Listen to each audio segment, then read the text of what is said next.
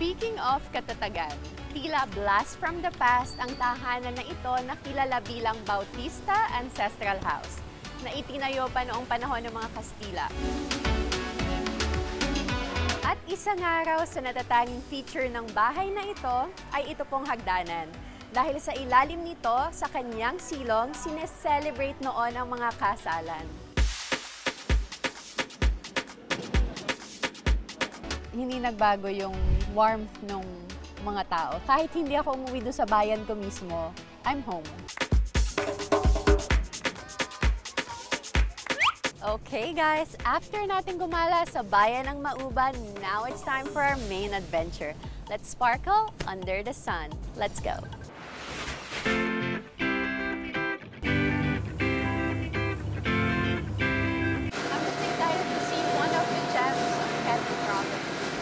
Nakakatuwa kasi last ko na nagpunta ako sa Cagbalete 10 years ago. Pagbalik ko, ganun pa rin kaganda yung dagat. Kulay blue pa rin siya, kulay turquoise pa rin siya. Ganda ng kulay, oh. Turquoise.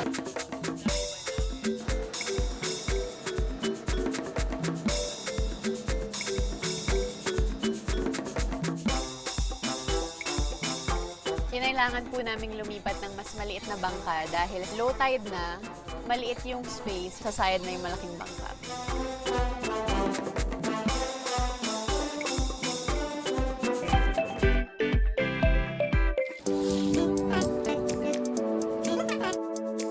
After almost an hour of boat ride to Cagbalete Island, I'm finally here in Yang In Sandbar.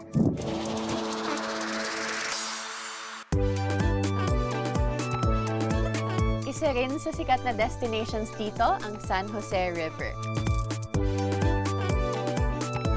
Perfect for sightseeing at kung gusto niyo lang mag-chill. At habang binabaybay natin ang kahabaan nito, napapaligiran tayo ng makakapal na bakawan o mangroves. Indication po yan na healthy ang paligid.